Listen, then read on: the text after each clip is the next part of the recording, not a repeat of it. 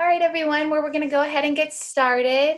Welcome to the Introduction to Chameleon webinar. Today's speaker, Cong Wang, is a senior research scientist in the Network Research and Infrastructure Group of the Renaissance Computing Institute at the University of North Carolina at Chapel Hill. He works on several NSF-funded cloud computing projects, including the ExoGenie and Chameleon cloud testbeds. He got his PhD degree in computer engineering from the University of Massachusetts Amherst in 2018. Today's tutorial describes how to use the Chameleon Cloud testbed to perform computer science experimentation. It showcases Chameleon's fully customizable and accessible collection of computation, storage, and networking resources. The tutorial walks through the computer science experimental process and provides hands-on experience with making a hardware reservation and running a pre-designed experiment on Chameleon. It will last about 45 minutes with time for questions at the end. During the presentation, please type general questions in the Q&A box. Paul Ruth, one of the principal investigators for Chameleon and the networking lead, is joined by other members of the Chameleon team who are on the webinar and will be answering your questions. Thank you and welcome, Cong. All right. Thanks everyone for coming to the Introduction to Chameleon webinar. As a quick reminder, if you don't have a Chameleon account yet, please go to this link, the bit.ly/getstartedchameleon to register your account. And don't forget to let us know that you have a new account so that we can add you to a tutorial project. So let's get started. I'm not allowed to change.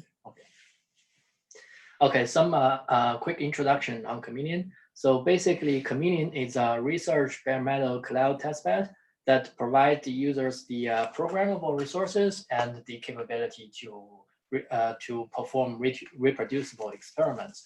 So Chameleon has a variety of hardware, including different CPU architectures like Xeon or like Atom or ARM CPUs. And it also has lots of GPU and FPGA resources that you can use. It has like advanced networking cards, and also it has large amount of storage. Chameleon also has advanced networking technologies, including OpenFlow capabilities, and also it has stitchable links to the external cloud testbeds such as ExoGenie. So Chameleon, in a nutshell, is it's a deeply reconfigurable cloud computing testbed. So which means that we give you as close as possible to the machine that's in your lab. You can say like you can turn the machine power on or off. You can reboot into your custom kernels. You can deeply reconfigure your machine, and it's completely isolated from other users. You get the whole machine, and also a Chameleon combines large scale and diversity.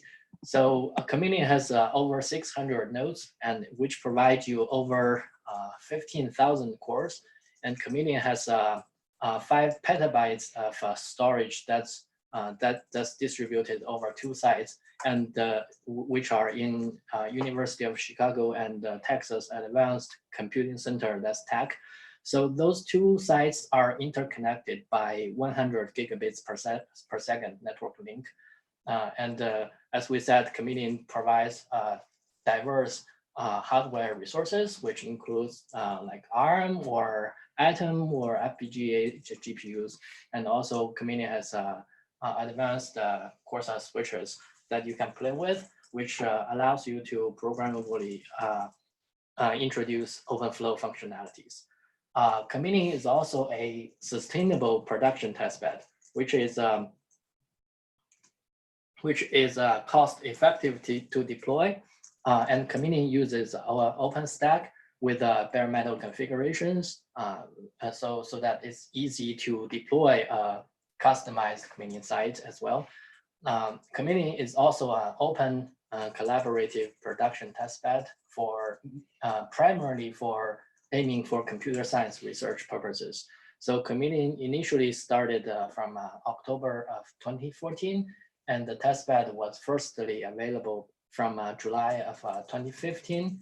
And we recently renewed the project in October of 2017. Currently, we have over 2,000 users and over 400 projects, and the users are from many institutions. Here is a diagram of the Chameleon hardware resources. So currently, Chameleon Cloud has two sites, the University of Chicago site and Texas Advanced Computing Center site, so Chicago and Austin. And the UC site is a relatively smaller site that has 2 racks of the Haswell computing nodes. Each rack would have 24 compute nodes and 4 storage nodes. And the University of Chicago site has 2 of such racks.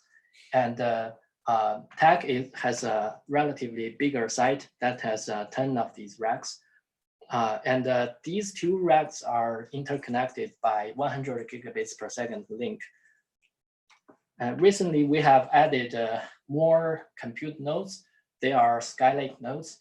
So we added the 2 racks of Skylake nodes to the University of Chicago rack. Each rack has 32 compute nodes, and also it has a Corsa switch that provides the capability of software-defined networking, and also the TAC has also has one of these Skylake racks, and in addition, TAC is a heterogeneous cloud that provides like many other computing resources like GPU, FPGA, or SSDs, or like low power ARM, or like Atoms CPUs. In addition, TAC has has around 4 petabytes of central file storage system that users can use. Okay, so to get started with today's webinar, and the main objective for today's webinar is to let you guys start using the Chameleon resources.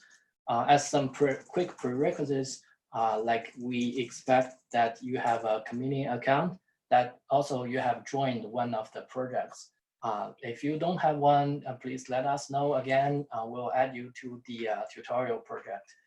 Also, you should have a client, SSH client, that you can use on any of the operating systems. Like by default, the Linux or Unix or Mac, you should have the command line that can use SSH. If you have a Windows machine, you can download the PuTTY, which is a SSH client that you can use. We'll guide you through the steps to create bare metal instance on Chameleon, and you can follow us as an exercise, or you can just sit through, and we'll show you how to do that. And you can come back to your experiments later on this website, which I'll show you.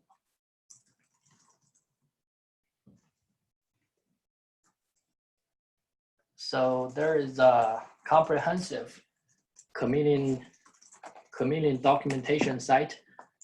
If you go to chameleoncloud.org and go to documentation and go to get started, then you can have a quick guide. That's gonna be what I'm talking about today.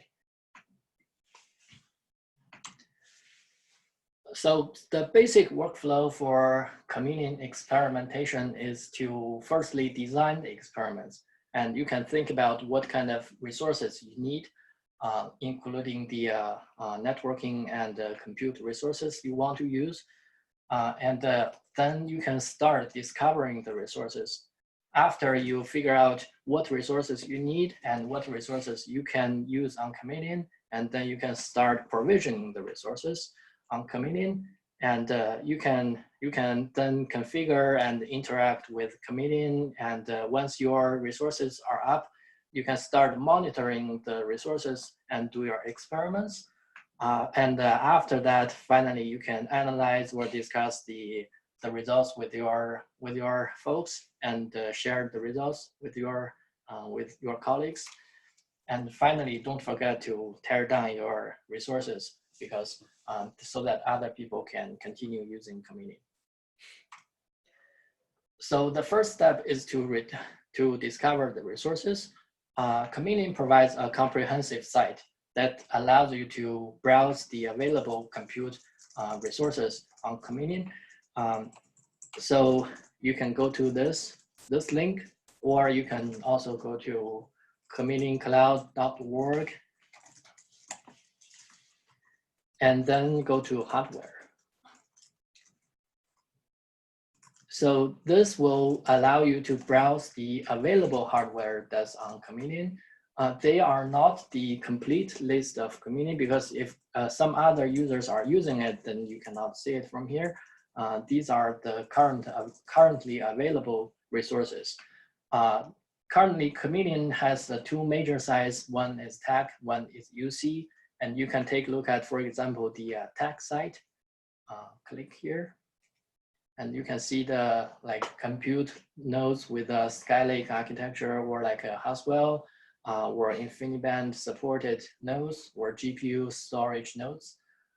For example, if I click the compute Haswell and then click view, it will provide you a complete list of the resources that you can browse. These compute resources are versioned so that if you know the version number of the resources, you can come back to the same resources next time to perform the same experiment again, because the hardware will be the same, and we expect that your experiments will be reproducible. So there will be a long list of resources you can take a look. For example, if this will be the resource ID of that node, and if you click, you can see the actual configuration of the nodes. So once we figure out what resources we'll need, we can start reserving the resources. So Chameleon has two kinds of resources. One is the advanced reservations. You can reserve the resources ahead of time. For example, you want to start your experiment from next Monday, then you can reserve your resources from next Monday till say next Friday. The maximum length of reservation will be 1 week. And also you can do on-demand reservations. For example, I want to start my experiments right now. You can also go to the site and start your reservation right away. GPU nodes will be more popular, so usually people will need to reserve your resources ahead of time so that once you start your experiment, you can have the resources. So you can go to this link to start your reserving the resources. So this link will be chi.one of the two sites. I'm using tag, so it's TACC, and .chameleoncloud.org.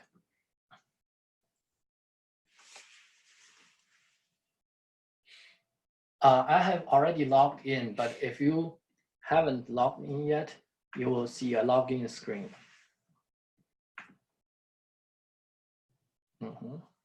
Not logging. Let me see.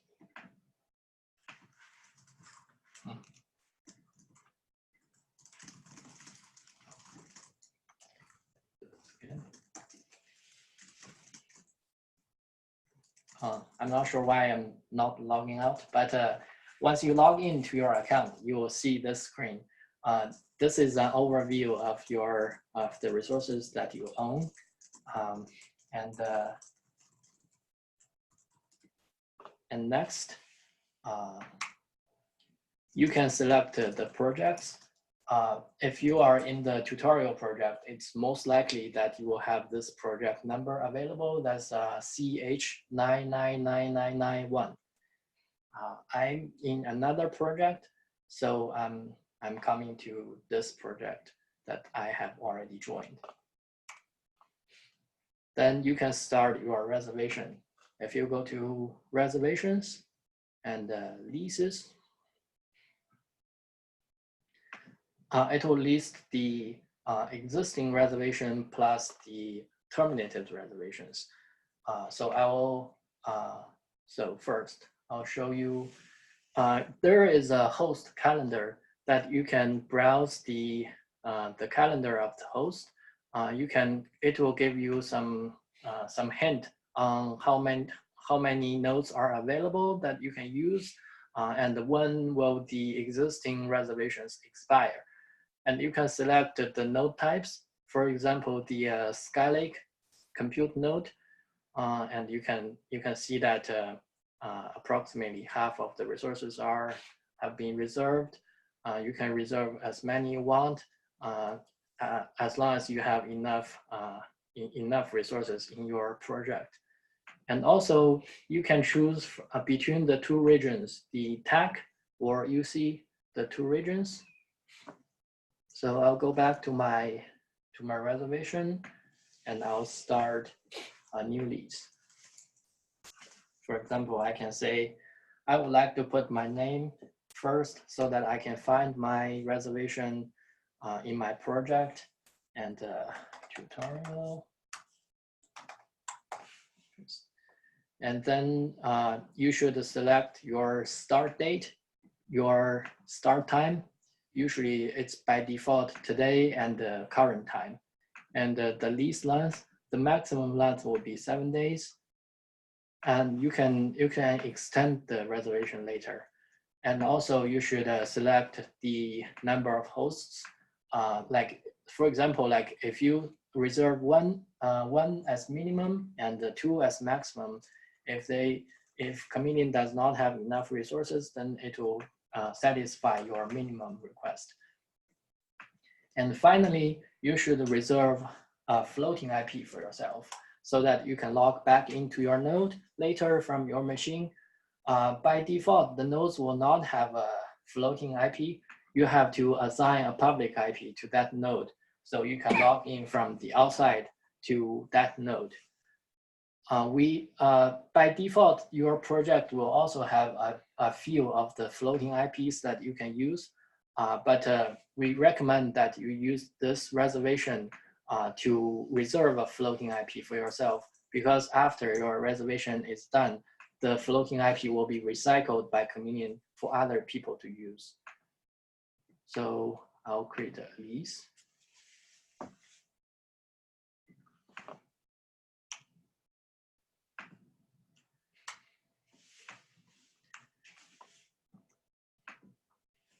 It will take about a minute to reserve your resources.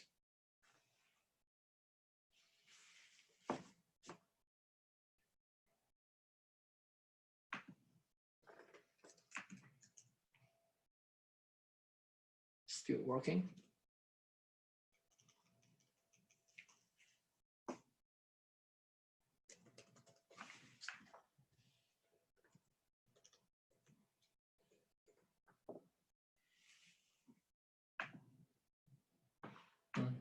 Still working.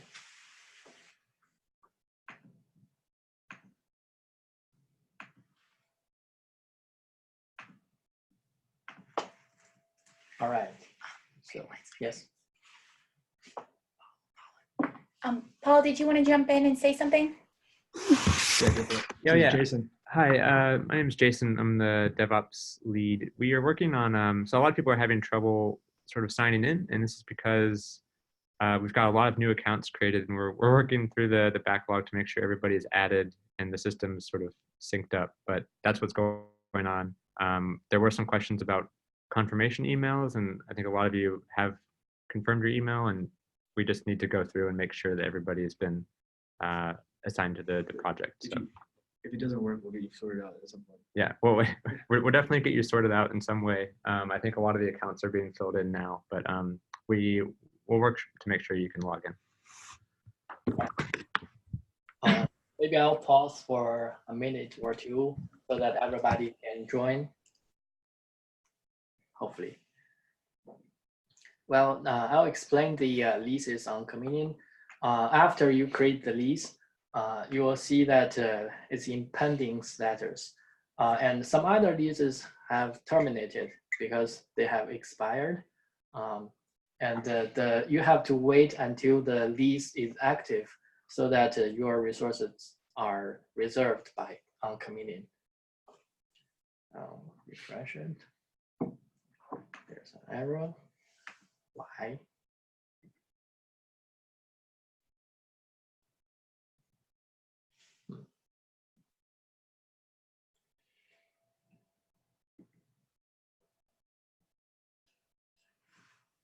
Let me see.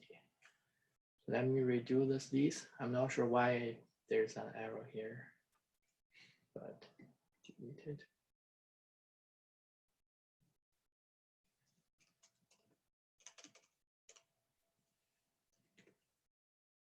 So I'll create this lease again.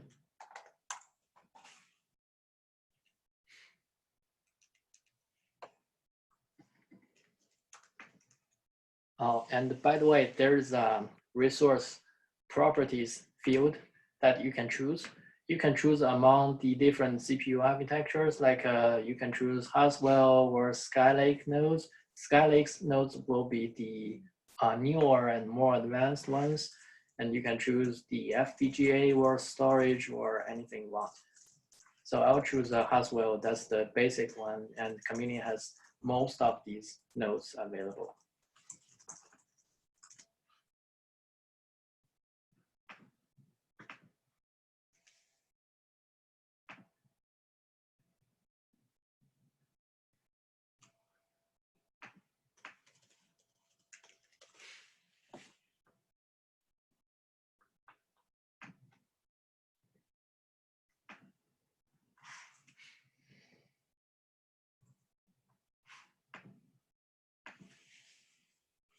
Okay. So it's pending.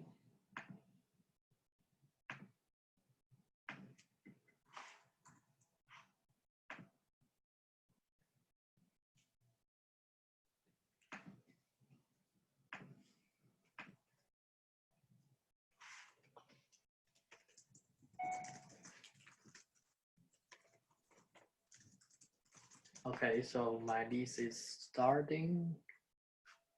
Hopefully, yes, it's active now.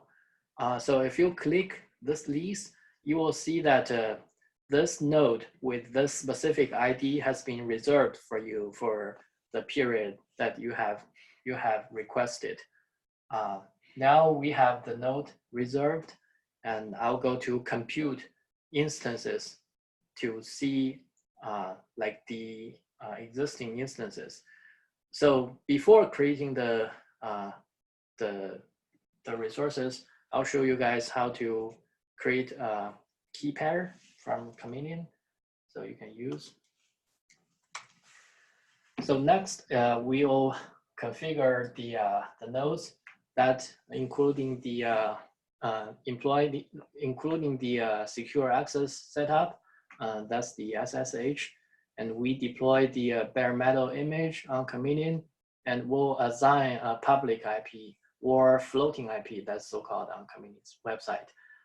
And we'll show you the image catalog, and finally we'll access to the instance.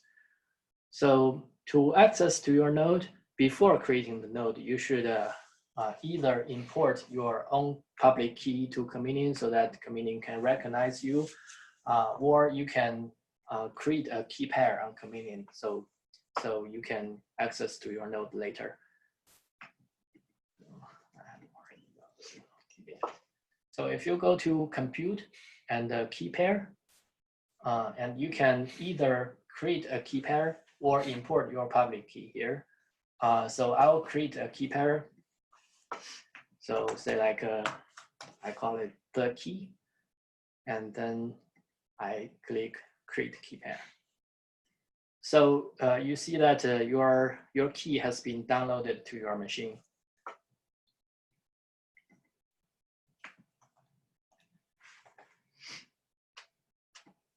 So then I'll move it to somewhere that I'm familiar with. So I move the key to SSH folder.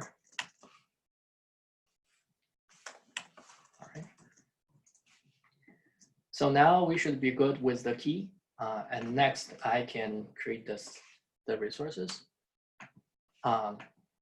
So you can either create your own image or use the existing image that has been created by Chameleon Cloud. If you want to use the existing images, you can go to this link. That's the chameleoncloud.org/appliances. You can also go to the Chameleon main page and go to the appliances. Here you will see the list of existing images on Chameleon. So with this little icon, the Chameleon icon, that means these images are created by Chameleon. Those are kind of official ones. And if you see these little icons, that means these are the complex appliances, which means it uses a template to create multiple nodes plus some networking connections among the nodes. For example, there is a Hadoop template that we can use. Like if you boot from this template, then you can create a Hadoop cluster within just a few steps. For today, I will use we'll introduce the ability to create the complex appliances in later webinars, but today we'll talk about how to use the single node images. So I'll use this CentOS 7 image. So I'll go here, and you can choose to launch this image on one of the two nodes. So one of the two sites.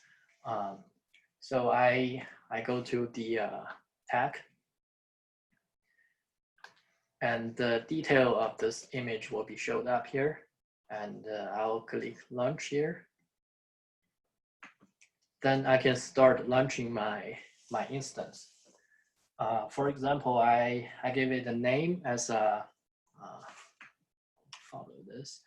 So to create your instance, you have to enter the fields that with the asterisk, like the sources, flavors, I'll show you. So the name, I'll give it the first node. And you can select your existing reservation here. And I just need one node. So, and click next. We already selected the CentOS 7 image, but as you can see, we have a bunch of images that are available you can choose from. Feel free to play with them. And next, you can click flavor. Because I have selected the bare metal flavor, there will be KVM machines that are available at TAC as well. You can play with. Today, I'm going to show you how to use the bare metal machines. So I choose this one. You click the up button to select it. And next, we'll need to choose a network. So usually, you should by default have this shared net one. That's the most basic one, which I will use for today. And finally, you need to select the key pair. We have the key that we have already created. So I'll choose this key. And after these steps are done, you can start launching your instance. And you can go back to the instances to check the status of your instance. This will take about 8 to 10 minutes. So we can take this time to try to answer some questions, or if you guys have any suggestions, we can take.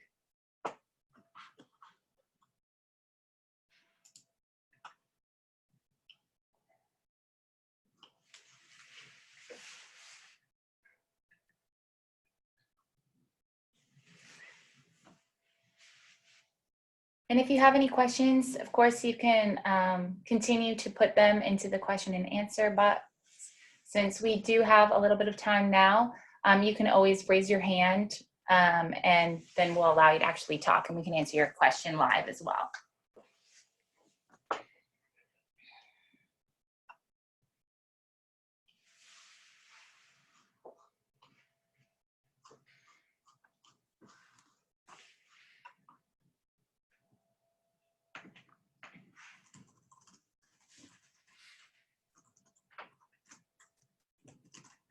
How do we, so there is a user asked, how do we create a switch or a router? So I can show you how to create your own switch or router. So if you go to network and say like if you go to network topology, you can see the topology of the network in your project. So as you can see, like this is the public internet. And there have been a bunch of customized networks in my project. And my machine is connecting to the ShareNet 1. And if you want to connect, if you want to create your own network, you can come here and create a network. As you see, like we have already created a bunch of networks. And after that, when you create your instance, you should select the network that you have created so that your instance will connect to that network.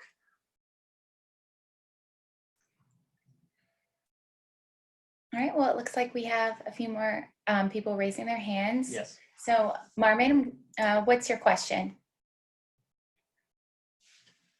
I guess. All right, so can you hear me first? Yes. All right, I'm sorry that I just joined. I had a compromise that I had to join in a little late, but is there a documentation that I could follow after the session is over so that I could kind of replicate what you guys went through? Yeah, definitely. So if you go to ChamelionCloud.org, and that's going to be the main page for Chameleon Cloud. So you can go to the documentation, this tab, and there will be a pretty comprehensive documentation of how to use Chameleon and what kind of resources you can get. You can go to get started. So today I'm primarily going through this getting started thing. Okay. You can replicate what I just did. I also will talk about the monitoring part, which is using the OpenStack native tools to monitor your processes. But other than that, you can say like you can go to resource discovery, or you can see the availability of the resources, or anything. You can go through that. If you have any questions, you can always reach us via there's an email.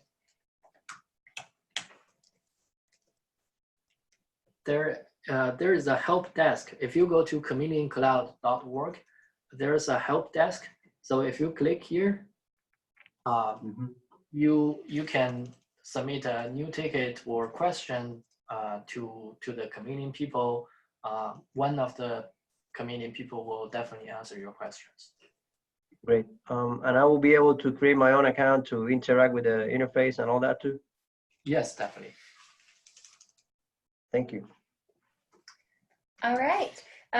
We have our next question from Ella Zio, and you should be able to talk now.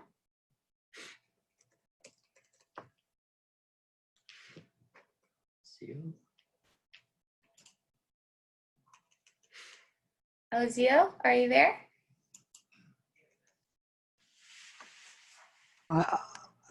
Can you hear me now?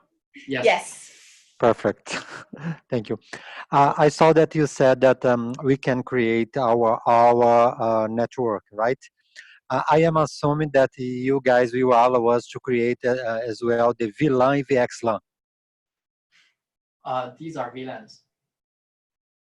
Okay, and VXLAN. I guess Paul is the best person to answer that question. Are you there, Paul? So you can do a lot of things with the networking.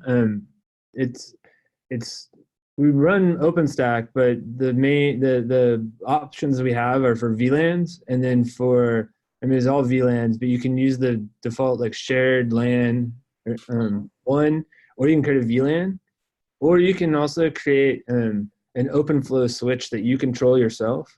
And on the OpenFlow switch, you could then do pretty much whatever you want. And there's a lot of instructions about how to use the OpenFlow switches in the documentation that Cong mentioned.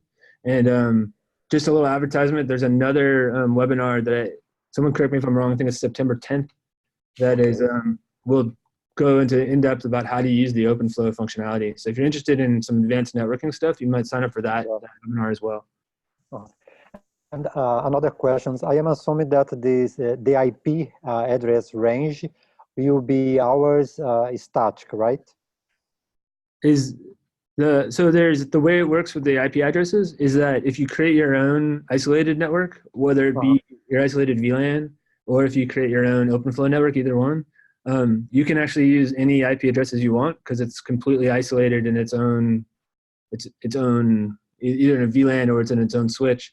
But then when you want to access it from the outside world, you have to add what's called a floating IP, which is basically just something you can use to get into it from your laptop or whatever. And that's a public IP. And that is actually out of either the IPs that are owned by University of Chicago or by Texas TAC, depending on which site you're using. And you can also, and for this, just so you know, little advertisements for networking, we have stitching that is complies with Exogeny and Genie. So you can actually create layer 2 circuits that go from either of these sites into Exogeny and connect to anything in Exogeny, including potentially your own campus if you work with us to set something up for you. So Thank you. It's sort of equivalent to Amazon's Direct Connect functionality a little bit. Okay.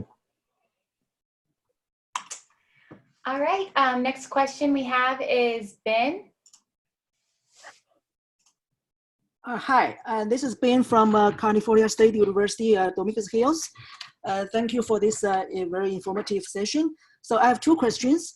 So the first question is that, as you know, that when we're dealing with this bare metal experiment, it is a very challenging task, right? So as Dr. Wang was just showed, even an expert like him, have to somehow be very patient and probably, do some kind of trick here or there. So I'm wondering, how supportive, the Chameleon and hardware to, let's say, a pretty much like a very layman researcher, like a graduate student in computer science department. So we've been actually experimenting with Chameleon for actually, frankly speaking, quite a few years. Of course, it's a very extensive hardware testbed, but many times we find it's very difficult to really deal with the hardwares. You have only 7 days of lease time, and sometimes the hardware, the outages and this or that. So my first question is that really, do you think we should really do our experiment first in, let's say, in some kind of network sim emulator first, like the MiniNet? Right, MiniNet is obviously it's a very robust emulator. You just virtualize the entire network, a data center, in your desktop. So once all those the coding and the testing are done, then we migrate to Chameleon cloud. Do you think this will make our life easier, or you think probably that's not needed? So I can answer this one, Cong, if you want. So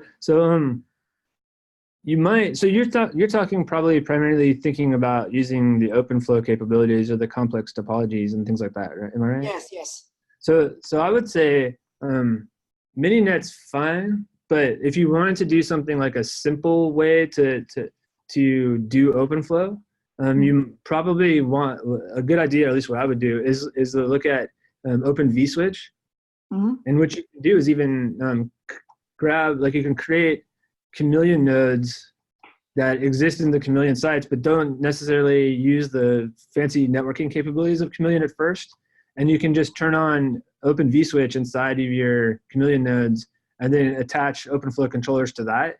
And then you have a little bit of a more controlled environment, and you can sort of package that up into an appliance and make it easy to deploy and redeploy deployer, maybe deploy several of them at a time, things like that. And then when you're ready to try to move your OpenFlow experiment into the hardware, you can then do that. So if you want to take steps, that's kind of what I might do. I see. Thank you, Paul. And yeah, so the Open vSwitch you mentioned is actually it's not hardware, right? It's basically there's a software switch. Yeah, it's a software switch. It's sort of the like a very common software switch that implements OpenFlow and a few other things very well, and lots of people use it. Yeah. All right, I see. Thank you very much. Yeah. So my second question is also related with this OpenFlow, and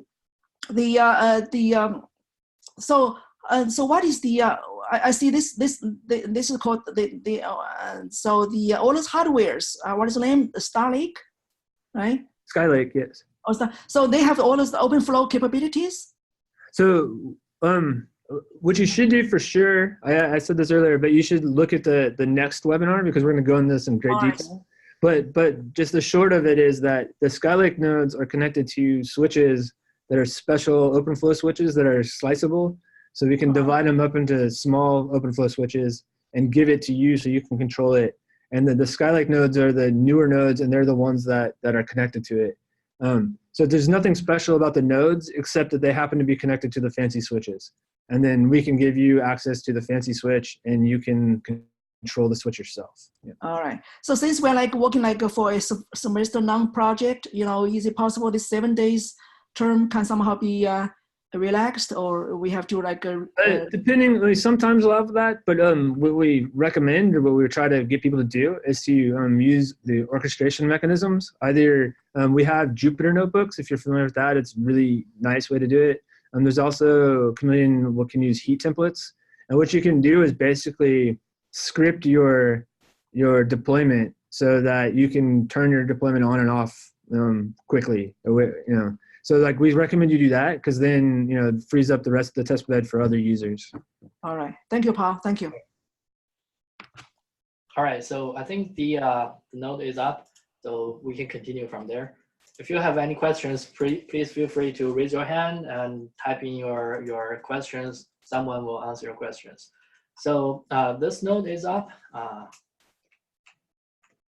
and then you will need to attach a floating IP to that node so that you can get access to that node from your computer. To do that, first click Network and then go to Floating IPs. And there will be a few of the floating IPs available here. Okay. So you can attach one of them to the instance that you have created. So to do that, you can click this associate and select one of the IP addresses and select a node that you have created. So the first node is the one I have got, and click associate.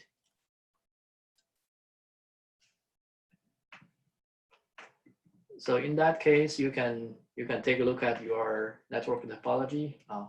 Well, it's not showing anything. So if you go back to your instances, you can see that the floating IP is showing up on your node.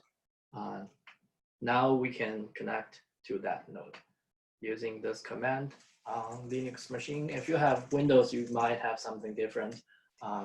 Feel free to ask. We can show you, but I'm using a Mac, so I'll show you this. So if you do SSH-I, this is to select your the key that you have created. So -I, the key, and plus CC is the name of your user. That's the short term of Chameleon Cloud, and plus this public IP. So it will first, if you have downloaded your SSH key from Chameleon, it will say that bad permission to this key because the permission is too open. So you can change the permission of this key by typing this command. Can you make your text bigger for people to see? Oh yeah, sure.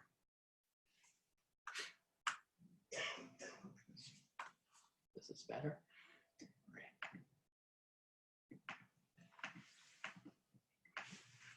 right, chmod 400 and that key. And after this, you should be good to go. Now we are in that node. And after this, I'll show you how to run some simple experiments to stress your node, and then use the OpenStack monitoring facility to monitor the load of your system. To do this, you can go to the monitoring, and there will be a guide of what I'm going to do. The CentOS 7 image that we have selected would already have the Python OpenStack client installed, but if you have other images, you should install the OpenStack client first. To get access to the metrics, you should download the run command, the script from Chameleon, so that the node would recognize yourself. So if you go here and click here and download the OpenStack RC file v3, that's the latest one. So I've got this. If you open this file, you will see that this is just a script. So you can either SCP to copy this this script to that remote machine, or you can just do a copy and paste to that node. For example, I can say rc.sh.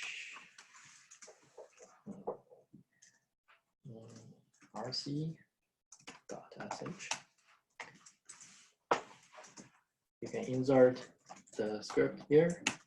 After this, you should do a source of this script so that it will be built into your environment variables. Here you will need to enter your Chameleon Cloud password. Now we should be good. And next, you can find your resource ID.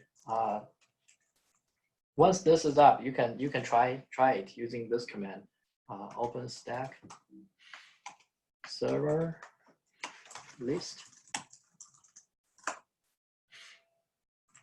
Well, if you see this this prompt, that means you entered a wrong password. So you should try it again.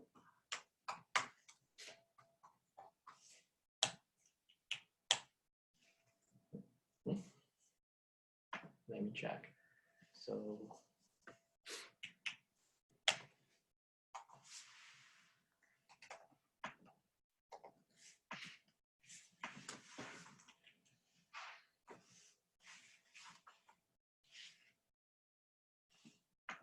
now we can see that our node is has been reflected here. This is the node ID and the name of your node and the status of that node and which network is connecting to, and the floating IP and the image, and the flavor is bare metal. So after this, you can list the metrics that you can use from OpenStack. It's going to be this command: OpenStack metrics resource and show plus this ID.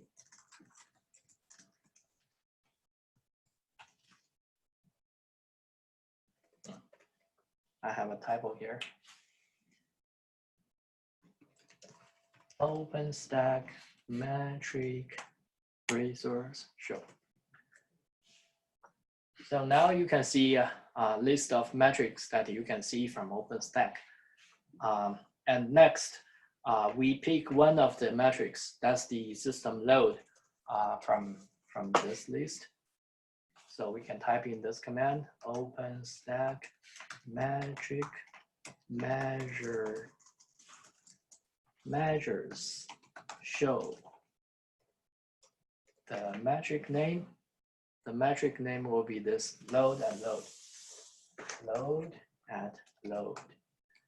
And resource ID is the instance name. Let me make sure it's correct. and refresh.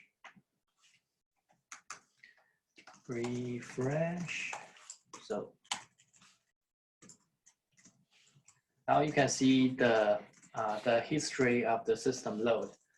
You can also see the same thing from the native Linux command. That's going to be the uptime. As you see that the load average is 0.08, and the system is up for 10 minutes, and it created 3 users. That's including the administrator users. So now we can generate some synthetic load. To do this, first you should install a software that's called a stress.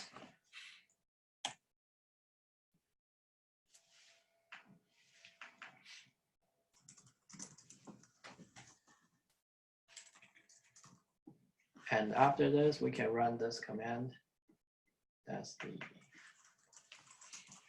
sudo stress CPU and number of CPUs, because this node has 16 CPU cores, and we stress CPUs, 16 CPUs, and timeout is 60, and I send it to the background.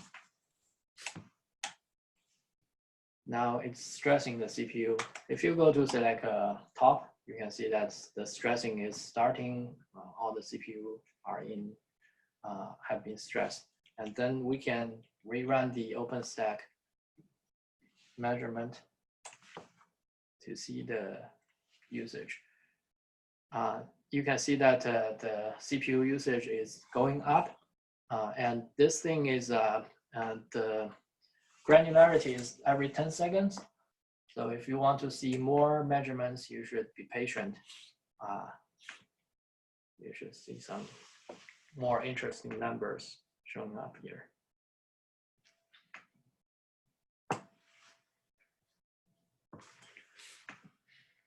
And there will be a little delay on the metrics to be reflected from OpenStack.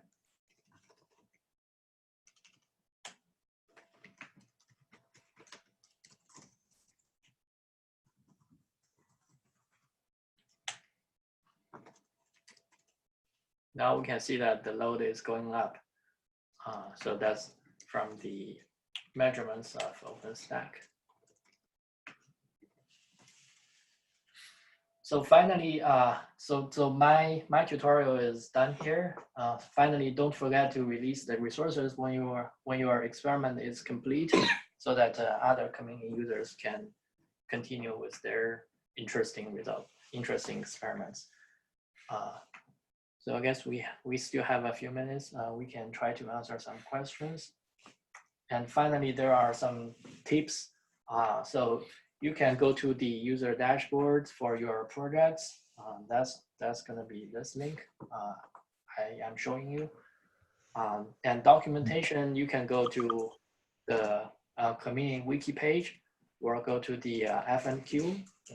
Sorry, the page. Okay, I guess I have the wrong link. And finally,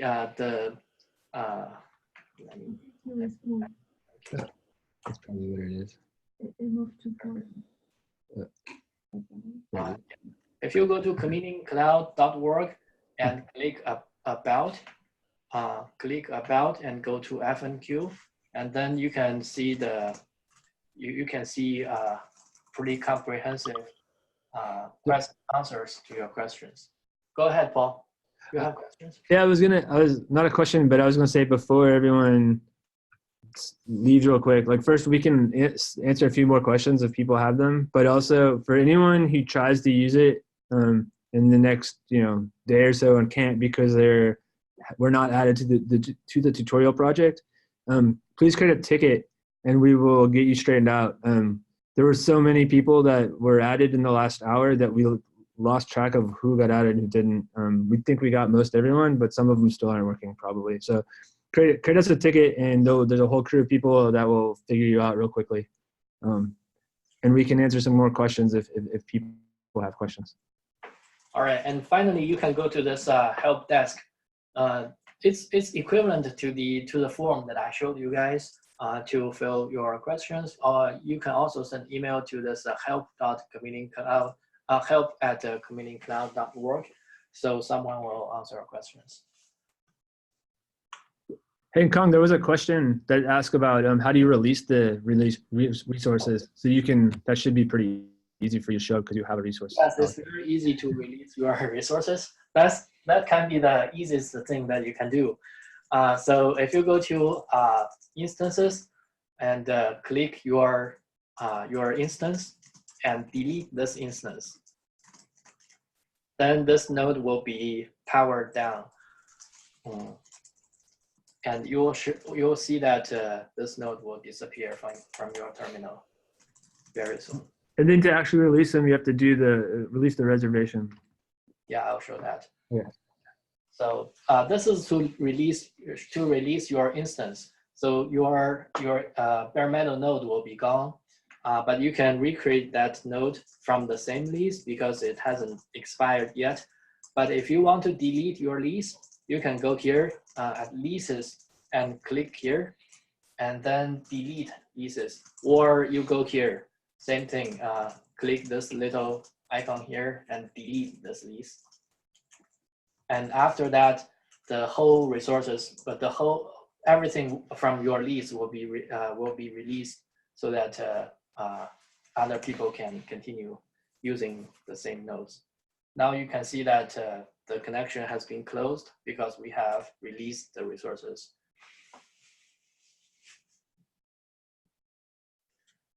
Any other questions?